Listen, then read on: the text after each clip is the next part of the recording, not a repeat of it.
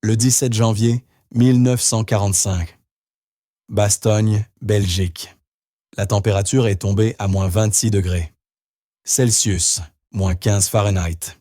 Le soldat de première classe, James Edward Mitchell, est assis seul dans une obscurité gelée, si complète qu'elle semble solide.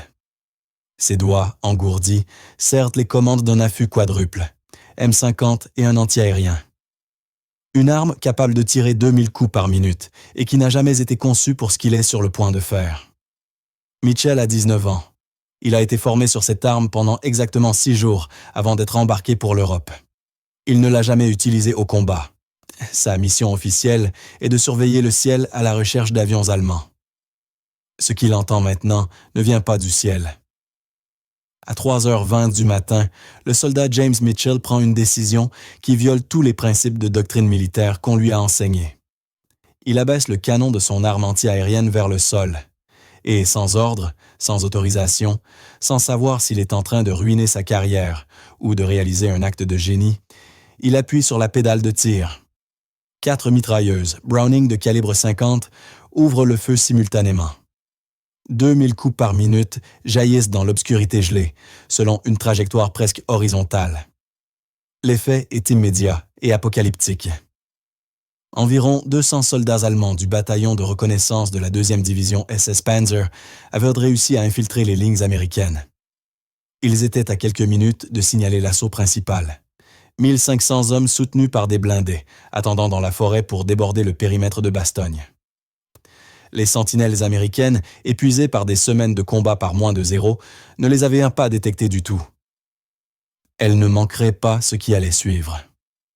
Les projectiles de calibre .50, portant chacun 1800 pieds de livre d'énergie, environ 2440 joules, atteignent des êtres humains à 300 yards, 275 mètres, avec des conséquences indescriptibles. La force d'assaut allemande, prise à découvert sans aucun abri, est déchiquetée en moins de 15 secondes. Plus de 80 hommes meurent. Les survivants fuient. Mitchell maintient la pression sur la pédale pendant environ 15 secondes avant que son cerveau ne rattrape ses actes. « Oh mon Dieu !» dit-il à voix haute, la voix tremblante. « Oh mon Dieu, qu'est-ce que j'ai fait ?» Le sergent de première classe William Barnes jaillit du Dugout voisin. « Bon sang, sur quoi tu tires ?» hurle Barnes. Mitchell, tremblant, pointe le sol. Le sol. Dans les années qui suivront, les histoires officielles adouciront ce moment. On parlera d'initiative et de réflexion rapide. On remettra des médailles et on citera l'événement dans les manuels de formation. Des décennies plus tard, les historiens militaires créditeront cet instant d'avoir fondamentalement changé la façon dont l'armée américaine conçoit les armes défensives. Mais la vérité était plus simple et plus étrange.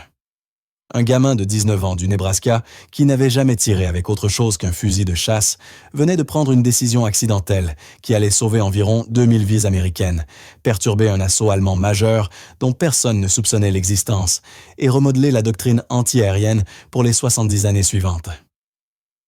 Ce qui est choquant, ce n'est pas qu'il l'ait fait. Ce qui est choquant, c'est que personne, ni les planificateurs militaires, ni les hauts commandants, ni les Allemands eux-mêmes, n'avaient jamais envisagé que quelqu'un le ferait. 3 mois plus tôt, septembre 1944, Fort Bliss, Texas. James Edward Mitchell s'était engagé le jour de ses 19 ans, précisément pour échapper à la ferme défaillante de son père au Nebraska. Le plus jeune de 4 frères, dont 3 servaient à la déjà outre-mer, Mitchell avait grandi en chassant canards et oies dans les marais près de Lincoln. Il savait suivre les oiseaux en vol. Il savait évaluer instinctivement le vent et la distance. Il savait anticiper la trajectoire d'une cible avec une précision acquise, au fil des années, à lire l'environnement. Personne ne savait encore à quel point ses compétences allaient devenir précieuses. Fort Bliss, en 1944, traitait des milliers de remplaçants pour combler les pertes catastrophiques depuis le débarquement. Le programme standard de formation antiaérienne, qui durait 17 semaines avant la guerre, avait été réduit à 8 semaines. 8 semaines pour transformer des civils en servants capables d'engager des avions à des vitesses supersoniques, avec des armes qu'ils n'avaient jamais vues. Ce calendrier comprimé était désastreux. Le taux d'échec parmi les recrues atteignait environ 25%. Ceux qui ne maîtrisaient pas les aspects techniques étaient réaffectés à l'infanterie ou à l'artillerie. Souvent, une sentence de mort compte tenu de la crise de main-d'œuvre. Le sergent technique Robert Hansen, instructeur principal, était un vétéran d'Afrique du Nord qui avait abattu 3 avions allemands au-dessus de la Tunisie. Le premier jour de formation, Hansen s'adressa aux recrues rassemblés avec sa franchise habituelle. L'espérance de vie d'un équipage anti-aérien sous attaque aérienne soutenue est d'environ 45 minutes. Ce n'est pas 45 minutes de guerre, c'est 45 minutes. Une fois que les avions ennemis vous ont repéré spécifiquement. Votre travail est d'abattre tout ce qui porte une croix gammée avant qu'ils ne vous abattent. Vous tirez jusqu'à ce que vos canons fondent, jusqu'à ce que vous n'ayez plus de munitions, ou jusqu'à ce que vous soyez mort. C'est aussi simple que ça. Personne ne rit. Le problème était simple, mais brutal. Les équipages anti-aériens américains étaient détruits plus vite qu'on ne pouvait les former. Les chasseurs de la Luftwaffe restaient dangereux, même en 1944. Les bombes volantes Cessna Summer et missiles de croisière sans pilote terrorisaient l'Angleterre. Défendre contre cette menace exigeait des servants capables d'acquérir une cible, de calculer le temps d'avance, de prévoir le mouvement et d'exécuter une solution de tir en quelques secondes. La plupart des recrues n'y arrivaient pas. Elles regardèrent des films d'avions filant à 480 km/h et leur cerveau se figeait simplement. Anticiper une cible exige un raisonnement spatial en 3 dimensions simultanées. La cible se déplace à une vitesse énorme, à une distance inconnue, à une altitude inconnue. Le tireur doit prédire non pas où elle est, mais où elle sera dans les 5 secondes suivantes. Une erreur de seulement 10 mètres et vous avez gaspillé des munitions et révélé votre position. Pour Mitchell, cependant, quelque chose de son passé se traduisait parfaitement. Son expérience de chasseur signifiait qu'il comprenait déjà le vent, l'estimation de distance et la prédiction de cible. Quand les autres recrues peinaient, Mitchell pensait déjà 3 coups à l'avance. À la 6e semaine de formation, il était classé parmi les 5 meilleurs tireurs de sa compagnie. Les instructeurs notèrent sa vitesse exceptionnelle d'acquisition de cibles et le recommandèrent pour une affectation auprès d'un équipage expérimenté. Le 12 novembre 1944, Mitchell termina sa formation. Quelques heures plus tard, il reçut ses ordres pour Camp Kilmer, New Jersey, et un déploiement immédiat outre-mer. Mais voilà ce que l'armée n'avait pas prévu. L'expertise en tir anti-aérien et l'expertise pour lire les mouvements au sol dans l'obscurité ne sont pas le même ensemble de compétences. La formation que Mitchell avait reçue était conçue entièrement autour de la surveillance du ciel. Les manuels de terrain, la doctrine, les procédures, tout supposait un seul objectif. Cette doctrine allait échouer à Bastogne. Quand Mitchell arriva en Belgique mi-décembre, les forces allemandes avaient déjà lancé leur contre-offensive, la bataille des Ardennes. Les positions américaines étaient chaotiques, épuisées et fonctionnaient à bout de souffle. Les équipages anti-aériens, comme celui que rejoignit Mitchell, ne défendèrent pas seulement contre les attaques aériennes. Ils défendaient un périmètre assiégé. Le consensus des hauts commandants était clair, tenir la ville, ne pas craquer sous la pression, engager les avions allemands quand ils apparaissent, maintenir la discipline en munitions.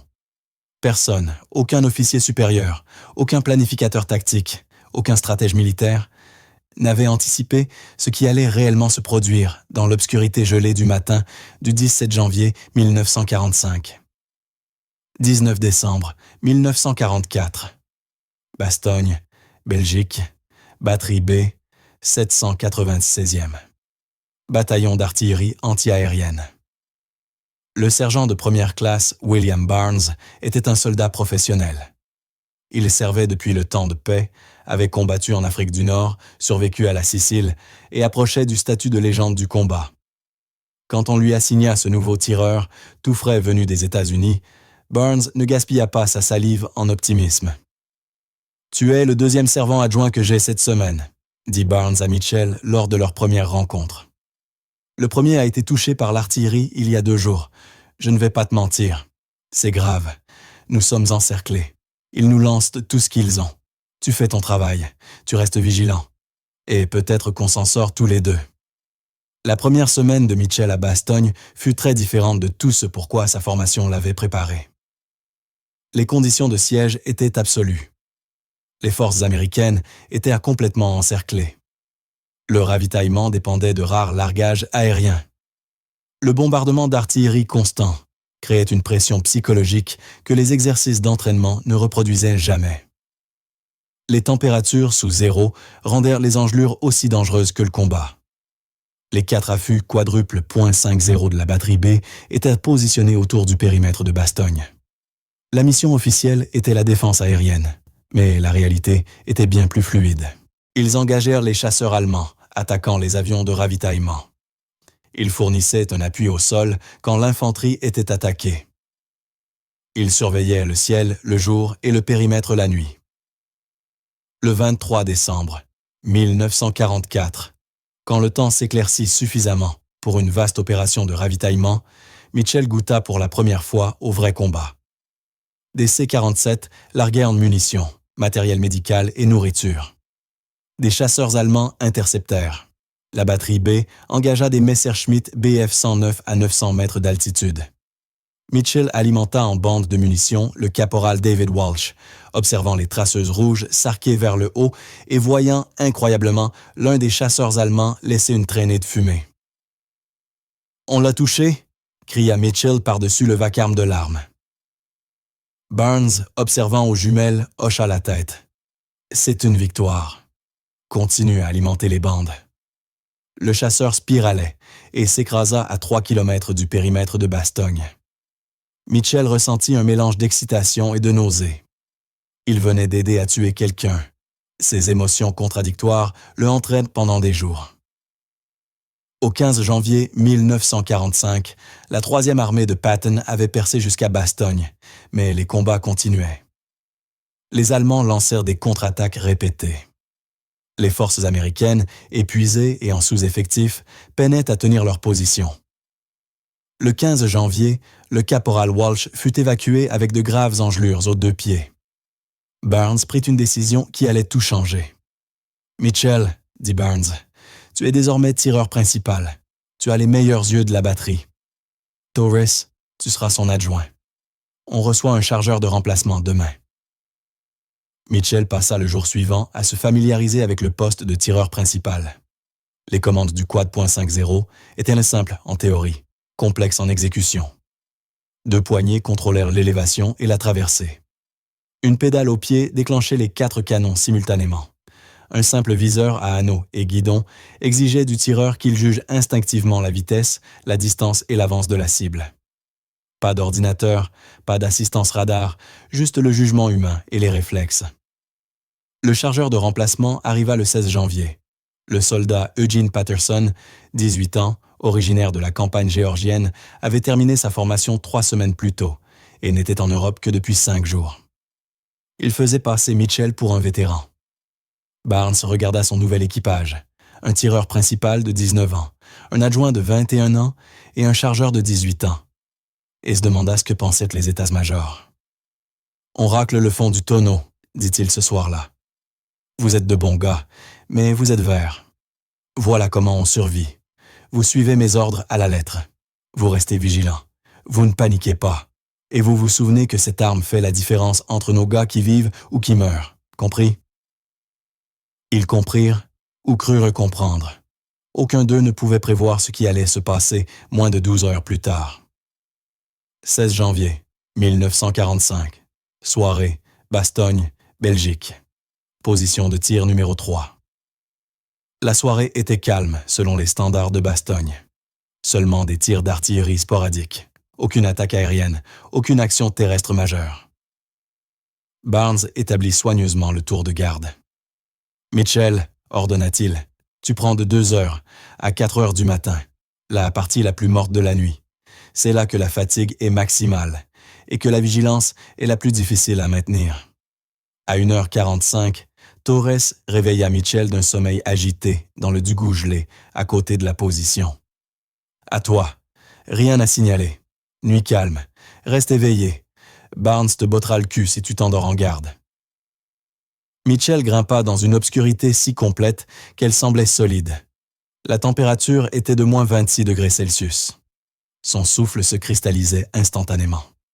Il pouvait voir environ 20 mètres à la lumière des étoiles, à peine assez pour distinguer les silhouettes des arbres au bord de la forêt. Il s'installa sur le siège du tireur, main sur les commandes, et tenta de se forcer à rester alerte. La doctrine pour la garde antiaérienne était simple, surveiller le ciel, écouter les moteurs d'avion. Au premier bruit d'avion qui approche, alerter l'équipage et se préparer à engager. Ne pas tirer tant que le sergent Barnes n'en a pas donné l'ordre. En aucun cas, tirer sur des cibles au sol ou gaspiller des munitions sur des contacts non identifiés. Mitchell connaissait la doctrine. Il avait été formé dessus.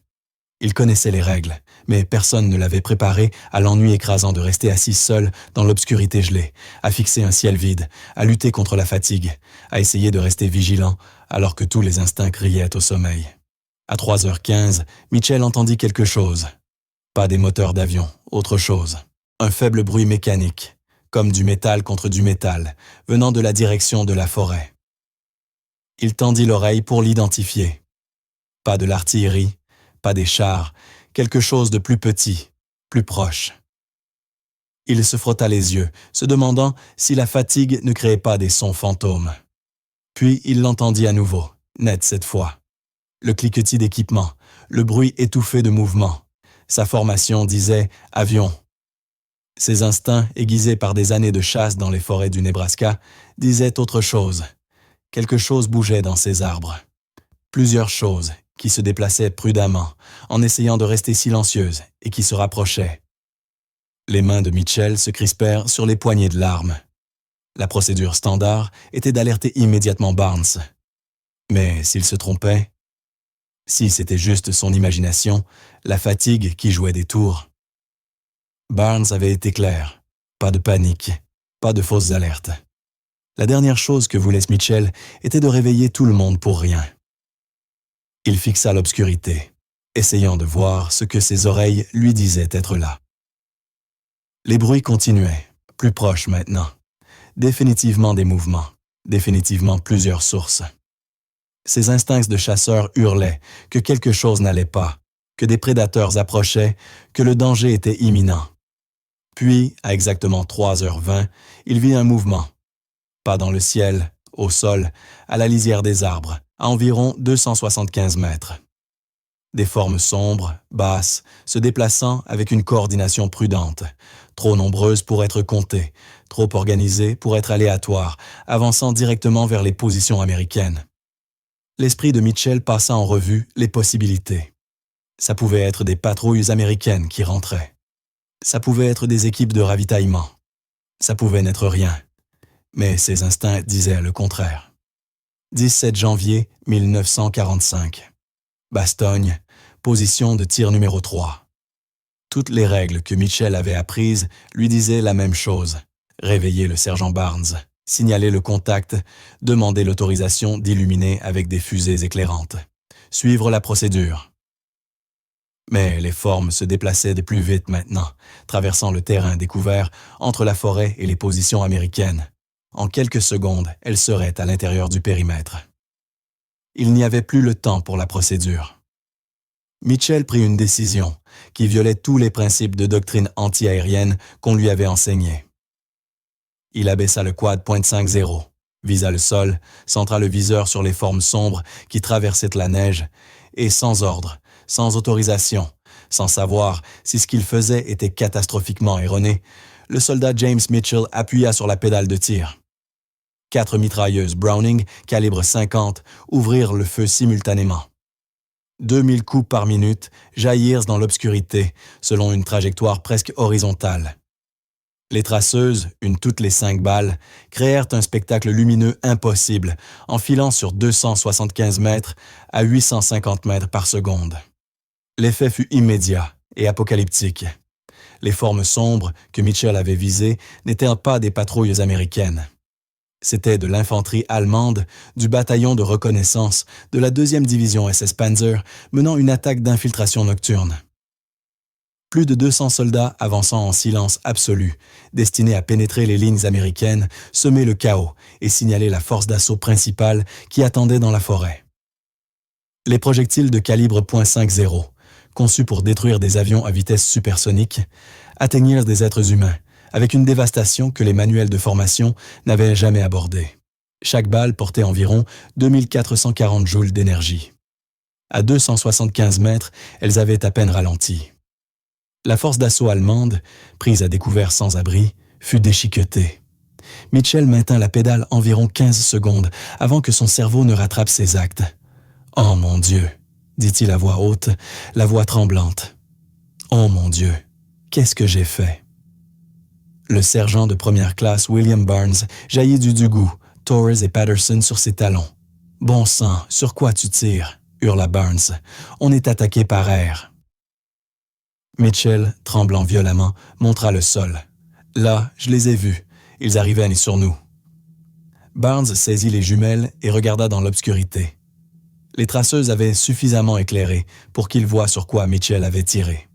Son expression passa de la fureur au choc, puis à quelque chose qui ressemblait à l'admiration, en 3 secondes. « Sainte Mère de Dieu, » murmura Barnes. « Tu viens d'en tuer combien? »« Torres, » ordonna-t-il sèchement, « à la radio tout de suite.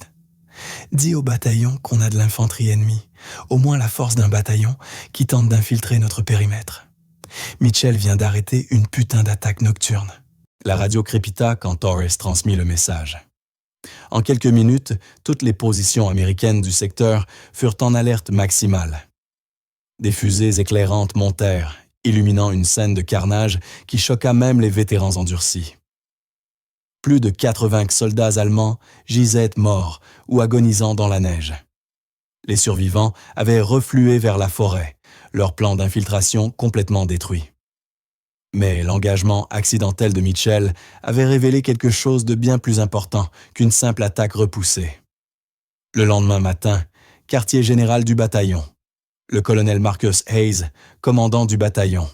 « Vous avez violé toutes les règles d'emploi des armes antiaériennes, » dit le colonel Hayes à Mitchell, la voix contrôlée mais intense. « Vous avez tiré avec une arme de défense aérienne stratégique sur des cibles au sol sans autorisation. Vous avez gaspillé des munitions. Vous avez compromis notre posture antiaérienne. Comprenez-vous cela? »« Oui, mon colonel, » répondit doucement Mitchell. Hayes marqua une pause. Il observa le tireur de 19 ans, au garde-à-vous, couvert de résidus de poudre, les yeux rougis par la fatigue. « Vous avez aussi détecté une infiltration que personne d'autre n'avait vue, » continua Hayes. « Vous avez réagi plus vite que des sentinelles entraînées. Vous avez perturbé un assaut allemand majeur. Vous avez sauvé au moins 2000 vies américaines. » La pièce explosa en chaos. Les officiers criaient les uns sur les autres. Les officiers de renseignement exigeaient des détails. Le commandant régimentaire voulait remettre une médaille. L'état-major divisionnaire s'efforçait de comprendre comment cela avait pu arriver. Hayes leva la main. Le silence tomba. « Voici ce qui va se passer », annonça Hayes. « Officiellement, cela n'a jamais eu lieu. Nous n'avons pas besoin de questions sur pourquoi une arme anti-aérienne a tiré sur des cibles au sol. Officiellement, des sentinelles vigilantes ont détecté l'infiltration et ont appelé un appui-feu. » Hayes regarda directement Mitchell. « Non, officiellement, vous venez de faire quelque chose de remarquable. Compris? »« Oui, mon colonel, » répondit Mitchell. 18 janvier 1945. Quartier général du bataillon de Bastogne, salle d'interrogatoire. L'officier allemand capturé était l'SS Sturmbannführer, Klaus Hoffmann, commandant du bataillon de reconnaissance qui avait tenté l'infiltration. Au cours de l'interrogatoire, Hoffmann fournit des détails qui choquèrent le renseignement américain. « Nous avions infiltré avec succès, » déclara Hoffmann, son accent allemand épais, même en anglais. « Vos sentinelles dormaient ou étaient inattentives. Nous étions à l'intérieur de votre périmètre, prêts à signaler l'assaut principal. Puis soudain, l'une de vos armes anti-aériennes nous a engagés au niveau du sol. Le feu était dévastateur. Nous avons perdu plus de 80 hommes dès la première rafale. L'attaque a été complètement compromise. » Les interrogateurs demandèrent comment les Allemands avaient planifié l'assaut. Hoffmann expliqua que son bataillon menait des reconnaissances des positions américaines depuis 5 jours. Ils avaient cartographié les postes de sentinelles, identifié les points faibles et déterminé que les forces américaines étaient épuisées et maintenaient une sécurité nocturne minimale. Le plan reposait entièrement sur la surprise et la rapidité. Une fois à l'intérieur des lignes américaines, nous aurions créé le chaos pendant que la force d'assaut principale submergerait des défenseurs confus et désorganisés. Hoffman ajouta « Votre servant antiaérien a détruit ce plan ». Il marqua une pause, puis ajouta quelque chose qui allait résonner dans la doctrine militaire pendant des décennies. Nous avions pris en compte les sentinelles, les schémas de patrouille, les postes d'écoute. Nous n'avions jamais envisagé que quelqu'un surveillerait l'approche au sol avec une arme antiaérienne. C'était inattendu, impossible à prévoir. 19 janvier 1945, Fort Bliss, Texas. Commandement de formation d'artillerie antiaérienne. La nouvelle de l'incident se répandit comme une traînée de poudre dans la communauté antiaérienne. Dès le 18 janvier, tous les équipages antiaériens de la division connaissaient l'histoire du tireur qui avait tiré sur des cibles au sol et arrêté un assaut allemand. Le 20 janvier, l'histoire était parvenue au quartier général de la 3e armée. Fin janvier, elle était discutée dans les programmes de formation antiaérienne aux États-Unis, comme exemple d'initiative et de réflexion rapide. Les chiffres étaient stupéfiants. Pertes allemandes, plus de 80 tués dans la première rafale, plus de 120 blessés ou dispersés. Pertes américaines évitées, estimation conservatrice à 2000 soldats. L'analyse du renseignement suggérait qu'une percée aurait entraîné l'anéantissement d'éléments du 501e régiment d'infanterie parachutiste et du 327e régiment d'infanterie par planeur. Impact tactique. La perturbation de la force de reconnaissance empêcha le signal de l'assaut principal, qui impliquait environ 1500 soldats soutenus par des blindés. Une force qui aurait submergé les positions américaines, épuisées dans un combat nocturne chaotique. Validation de l'équipement. L'efficacité du Quad.50 contre des cibles au sol non protégées, à courte portée, dépassait tous les calculs précédents. Un seul tireur avait éliminé un élément de reconnaissance allemand entier, qui avait échappé à toutes les méthodes de détection conventionnelles. Février 1945, Fort Bliss, Texas, école d'artillerie antiaérienne. Le sergent technique, Robert Hansen, l'instructeur initial de Mitchell, étudiait les rapports d'après-action quand l'incident apparut pour la première fois dans la littérature de formation. « Regardez ça », dit-il à un autre instructeur en pointant la documentation. Un gamin qui est sur l'arme depuis moins d'1 mois, lors de sa première nuit comme tireur principal, détecte et engage une force ennemie qui a contourné des sentinelles entraînées. Et il le fait en faisant exactement ce qu'on lui a dit de ne jamais faire. Les implications étaient profondes. La communauté antiaérienne opérait sous une doctrine qui traitait défense aérienne et défense au sol comme mutuellement exclusives. Mais si ce n'était pas le cas, si une arme conçue pour engager des cibles aériennes rapides pouvait aussi servir à double usage, la question remonta la chaîne de commandement. En mars 1945, le commandement de l'artillerie antiaérienne publia la circulaire de terrain numéro 1245, qui reconnaissait officiellement l'engagement au sol comme un emploi légitime des armes antiaériennes dans certaines circonstances. La circulaire citait les leçons tirées des opérations du théâtre européen, particulièrement en Belgique, sans mentionner Mitchell par son nom, mais les implications étaient claires pour quiconque lisait entre les lignes. Juin 1945, Berlin. Archives du département de la guerre allemand. Documents capturés. Les équipes de renseignement américaines examinaient des documents opérationnels allemands capturés quand elles trouvèrent le rapport sur l'assaut de cette nuit-là. Les Allemands avaient même mené leur propre analyse après action. L'emploi américain d'armes antiaériennes à Bastogne représente une innovation tactique significative, déclarait l'évaluation allemande. Les forces ennemies semblent apparemment former les équipages anti-aériens à des rôles à double usage, utilisant des plateformes surfacières pour l'engagement au sol en position défensive. Cette capacité n'avait pas été anticipée auparavant. La planification opérationnelle des assauts d'infiltration nocturne doit désormais prendre en compte la possibilité de tirs horizontaux provenant d'armes nominalement de défense aérienne. C'était un compliment involontaire. Les Allemands étaient tellement convaincus qu'il s'agissait d'un changement officiel de doctrine américaine qu'ils ne réalisèrent pas que cela avait été un accident. L'héritage moderne. Dès la guerre de Corée, Les armes antiaériennes furent couramment employées en rôle d'appui au sol. Les mêmes affûts quadruples .50 que Mitchell avait utilisés devinrent des armes défensives standards pour la protection des convois et la défense de périmètre. L'affût M45, successeur du M51, fut spécifiquement conçu en pensant à l'engagement au sol, avec des limites d'abaissement plus basses et des viseurs améliorés pour cibles de surface. La guerre du Vietnam vit cette évolution se poursuivre. Les armes antiaériennes devinrent l'armement défensif principal des bases de feu et des zones d'atterrissage. Le principe que Mitchell avait découvert accidentellement, que des armes conçues pour des cibles aériennes pouvaient être dévastatrices contre des forces au sol, devint une doctrine tactique standard. Aujourd'hui, les plateformes antiaériennes sont systématiquement déployées à double usage. Les systèmes modernes de défense aérienne sont conçus dès le départ avec une capacité simultanée d'engagement au sol et aérien.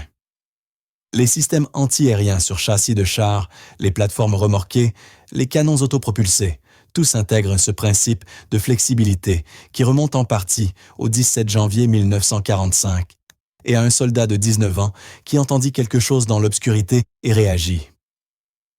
Si vous êtes émerveillé par les histoires de gens ordinaires prenant des décisions extraordinaires sous une pression impossible, vous devez vous abonner dès maintenant à Last Words. Nous déterrons les histoires cachées que les manuels scolaires ignorent, les véritables récits derrière les moments pivots de la Seconde Guerre mondiale. Cliquez sur s'abonner et activez les notifications pour ne manquer aucune histoire. Nous publions de nouveaux documentaires chaque semaine. Février 1945, transport du 796e bataillon vers l'arrière. Après l'incident du 17 janvier, le quartier général du bataillon prit une décision. Mitchell avait désormais de l'expérience au combat. Il s'était prouvé dans des conditions impossibles. Il était plus utile comme instructeur que comme tireur en première ligne.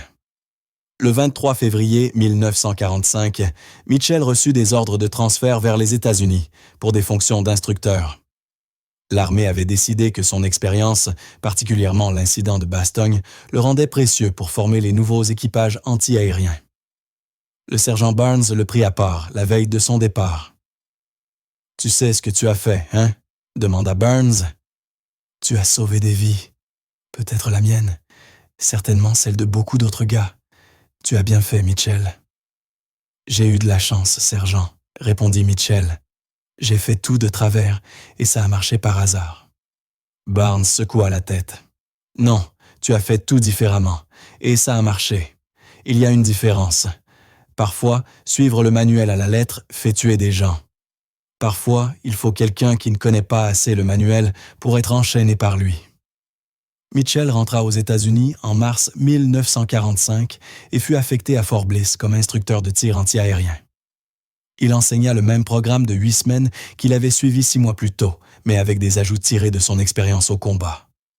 Il insistait sur la confiance en ses instincts, le maintien de la vigilance sur les approches au sol et la compréhension que les armes anti-aériennes pouvaient servir à double usage. La guerre en Europe se termina le 8 mai 1945. Mitchell avait été au combat réel pendant moins de 2 mois, mais ces 2 mois l'avaient fondamentalement changé. Il fut démobilisé le 3 novembre 1945 avec le grade de sergent et une Bronze Star pour ses actions à Bastogne. La citation disait « Pour achievement méritoire, en lien avec des opérations militaires, le sergent Mitchell a fait preuve d'une vigilance et d'une initiative exceptionnelle en servant comme tireur anti-aérien lors d'une action ennemie près de Bastogne, Belgique. » Son identification rapide des forces ennemies et sa réponse immédiate ont empêché une infiltration ennemie réussie, sauvant de nombreuses vies américaines. 1994, Washington, D.C. Réunion du 796e bataillon. 50 ans après Bastogne, Mitchell assista à sa première réunion de bataillon. Il avait évité ces événements pendant des décennies, mal à l'aise avec le statut de héros que les autres vétérans lui attribuaient, mais sa femme l'avait convaincu d'y aller. À la réunion, il rencontra un historien militaire qui recherchait les opérations anti-aériennes pendant la bataille des Ardennes. « Savez-vous ce que vous avez réellement fait ?» demanda l'historien. « Vous n'avez pas seulement arrêté une attaque, vous avez fondamentalement changé la façon dont l'armée pense aux armes anti-aériennes. Avant Bastogne, elles étaient des actifs défensifs à usage unique. Après Bastogne, elles sont devenues des armes flexibles, multirôles. Ce changement a probablement sauvé des milliers de vies en Corée et au Vietnam. « J'avais peur », dit doucement Mitchell. « J'ai entendu quelque chose. J'ai vu quelque chose. J'ai fait ce qui me semblait juste sur le moment. C'est tout. » « C'est toujours tout ce que c'est », répondit l'historien. Personne ne prend de brillantes décisions tactiques au combat. On prend des jugements instantanés sur des informations limitées et on espère que ça marche. La différence entre désastre et succès est généralement juste la chance. Vous avez eu de la chance, mais vous étiez aussi vigilant, formé et prêt à agir. Cette combinaison est ce qui compte. 12 mars 2006, Lincoln, Nebraska. James Edward Mitchell mourut à l'âge de 80 ans. Sa nécrologie dans le Lincoln Journal-Star mentionna son service dans le 796e bataillon d'artillerie antiaérienne et sa Bronze Star, mais donna peu de détails sur ce qu'il avait fait pour la mériter. Il avait passé sa vie d'après-guerre dans la discrétion. Il utilisa le J-Bill pour étudier à l'Université du Nebraska, se spécialisa en foresterie et prit un poste au Service forestier national du Nebraska. Il épousa Dorothy Hansen en 1950 et éleva une famille. Il parlait rarement de la guerre. Sa femme savait qu'il avait servi dans une unité antiaérienne. Ses enfants savaient qu'il avait été à Bastogne. Mais aucun ne connaissait toute l'histoire de ce qui s'était passé le 17 janvier 1945 jusqu'à ce que cet historien de la Réunion la documente. Le principe qui demeure. L'affût, Quad.50, que Mitchell utilisa cette nuit de janvier 1945, fut probablement ferraillé après la guerre, fondu et recyclé comme la plupart des équipements militaires. Rien de physique ne subsiste de l'arme qui changea accidentellement la doctrine anti-aérienne et sauva 2000 vies. Mais le principe reste ancré dans la formation militaire et la pensée tactique. Les armes anti-aériennes peuvent engager des cibles au sol. L'instinct compte autant que la formation. Parfois, l'action correcte est de violer la procédure. Parfois, la seule façon de réussir est de faire quelque chose qui n'a aucun sens selon les standards conventionnels. Ces leçons, apprises accidentellement par un jeune homme de 19 ans lors de sa première nuit de service au combat, continuent de façonner la manière dont les armées pensent la défense, la flexibilité et l'adaptation. Le soldat James Mitchell n'a pas révolutionné la guerre. Il n'avait pas l'intention de changer la doctrine militaire. Il n'avait pas prévu de sauver 2000 vies. Il a simplement entendu quelque chose bouger dans l'obscurité. Il a fait confiance à ses instincts, il a fait ce qui lui semblait juste. Parfois, c'est tout ce qu'il faut pour changer l'histoire. Last Words vous apporte les histoires qui ont façonné notre monde. Les moments que personne n'attendait qu'ils comptent et qui ont fini par tout changer. Des actes héroïques, méconnus aux innovations militaires oubliées. Abonnez-vous maintenant et rejoignez des centaines de milliers d'amateurs d'histoire qui découvrent les véritables récits derrière les légendes. Cliquez sur le bouton s'abonner, activez les notifications et dites-nous en commentaire quelle est la découverte accidentelle la plus incroyable que vous ayez jamais entendue.